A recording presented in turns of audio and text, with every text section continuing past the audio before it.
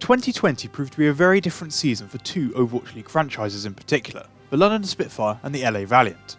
The off-season prior to last year, both of these sides lost major players from their 2019 rosters, with many of these individuals also having established themselves as fan favourites within their respective fan bases. The London Spitfire saw the departure of their 2018 title-winning core, with Prophet, Gesture and Badosan leaving for the Seoul Dynasty, and Fury moving to the Philly Fusion. The Valiant meanwhile said farewell to a number of their own highly popular members, including Custer, Agilities, Kariv and Space. The 2020 season therefore saw both of these organisations look to take a different approach. Rather than bringing in established veterans, instead these squads wanted to build and focus on younger teams, with the view of developing talent with future potential. In both cases, however, it would be fair to say that fan perception was far more critical of these changes, with many describing these newly assembled lineups as just budget squads. And even those who defended this change in direction still largely agreed with the general consensus when it came to discussing the Spitfire and Valiant in 2020 pre-season power rankings, with nearly everyone agreeing that they'd both be bottom 10 teams in the league, and many including myself, especially in the case of the Valiant, judging them as amongst the bottom 3 to 5 sides. If we fast forward to the end of the 2020 Overwatch League season though, whilst most of us were pretty on the money when it came to London, it's fair to say that yet again the Valiant had proved the majority of us incredibly wrong, following a very impressive year. Packing 10 and the rest of his coaching staff established the Valiant as a really good competitive side in North America, with players like Kai, formerly KSP, Lastro and Shax all producing standout performances. And there were very few instances where this team didn't feel like at least a mid-table outfit. Returning to London though, it wasn't as if 2020 had been a complete disaster, with players like Glister, Sanguiner and Bernard all highlighting their quality and potential. But after a decent start to the year, the team really struggled upon moving to the APAC region, ultimately finding themselves as the consistent punching bag for most of that region to beat up on.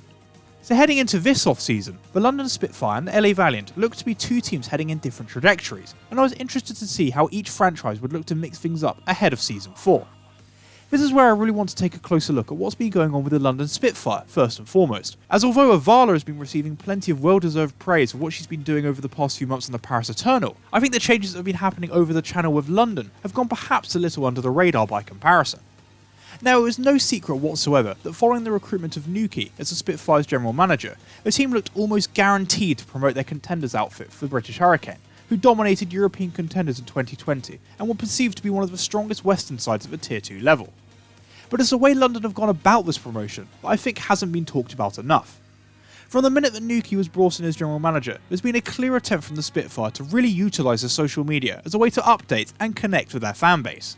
Ever since the season ended, the London Spitfire's Twitter account has been largely one big promotion of the British Hurricanes matches, as they'd closed out their spectacular year in contenders. A lot of the time, when players are picked up from the Tier 2 scene, I get asked by other Overwatch League fans to give my thoughts and opinions on how good I think they'll be for their newest teams, with many of these viewers not having actually seen much of the rookies past play at the contenders level, given only a small portion of the Overwatch League viewership is ever directed back to Tier 2. But with the London Spitfire constantly following the progress of the British Hurricane towards the end of last year however, you would imagine a far greater proportion of the London fanbase have a decent idea of who is now joining their team, as well as how they play. Also, with the Hurricane's success in European contenders, as well as some really strong performances at the Gauntlet, one would hope that the Spitfire fans have some early confidence in the quality and potential of their newest players. Furthermore, during the same time, the Spitfire have been regularly posting updates regarding the direction of the team and the changes that were being made this off-season, through many different videos and podcasts. For instance, these updates were posted to introduce London's new coaching staff of Reprise, Commander X and Fisher, and when it came time to finally unveil the team's 2021 roster officially, clearly plenty of time and effort was put into a great introductory package. Moreover, their social media has doubled down on getting the fans better acquainted with their new lineup by dedicating a short welcome video to each player. As many of you will know, whilst I might be British, I'm actually a Seoul Dynasty fan, and I have a sort of love-hate relationship with the London Spitfire. However, I do have friends who are big London fans, and one of the biggest criticisms I've heard from them over the past few years was that they sometimes struggled to really connect with the players on the Spitfire, especially given that most of them were Korean. This was less of a problem when the team was successful in Season 1, but during 2020, and especially following the wholesale changes to the squad, a disconnect really started to grow. Clearly this was something the organisation did not want repeated as they rebuilt for 2021, and just by looking at the team's YouTube page, you can clearly see that the Spitfire have already posted more videos in the past 3 months than they had for the entire 2020 campaign.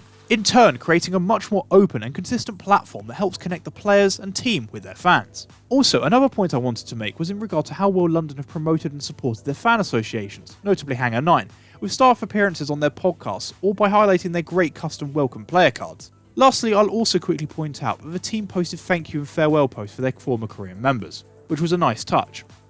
Of course, there's no guarantee that the London Spitfire will improve in 2021, even with all of these changes, although I must say that with the recent pickup of Shax, they look very promising.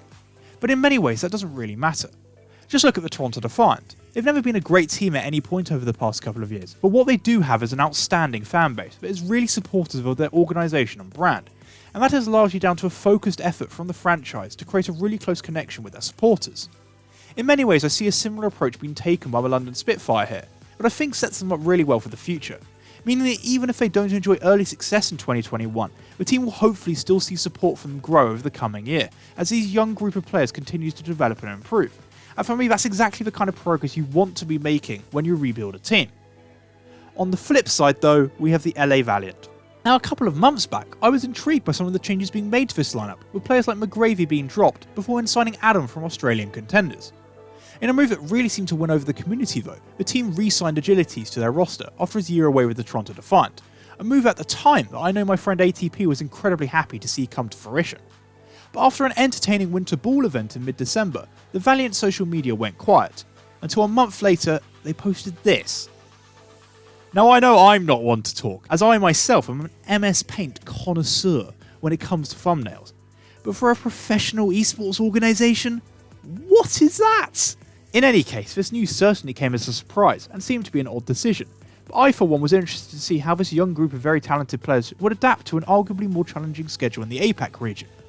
But then came rumours, posted by Halo, that the Valiant was potentially working out some sort of deal with a Chinese buyer, and that as a result, the players on this roster were likely to be moved on in favour of Chinese talents. Curiously, the Valiant refuted these claims publicly later the same day, but the red flags had already appeared. Yet again, the Valiant social media went quiet, and then 2 weeks later, we received another MS Paint masterclass.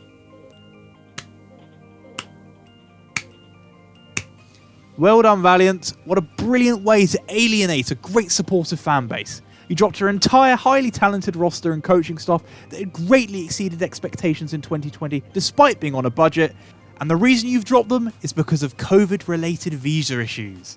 You don't even have the nerve to post thank you or goodbye posts to your former members. Instead, you got someone to scrape this together in what looks like a 5-minute effort.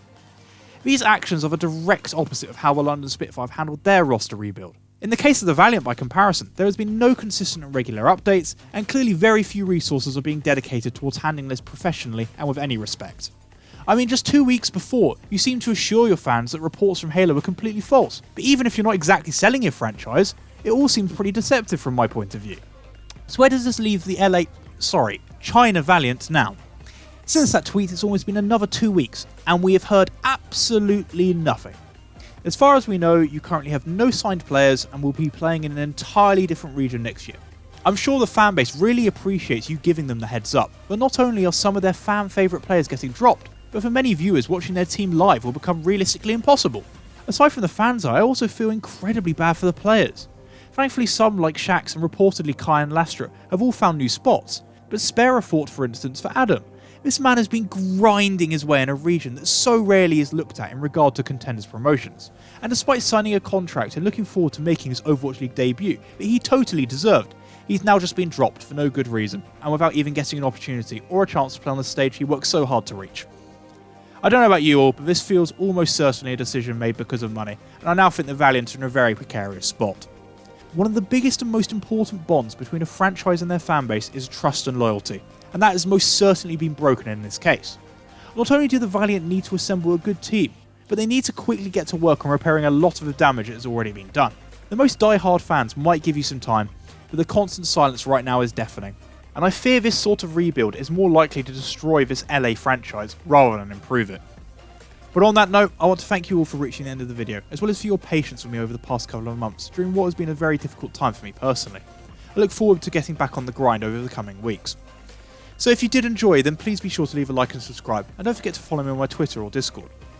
Until next time though, I hope you all stay safe and enjoy the rest of your day.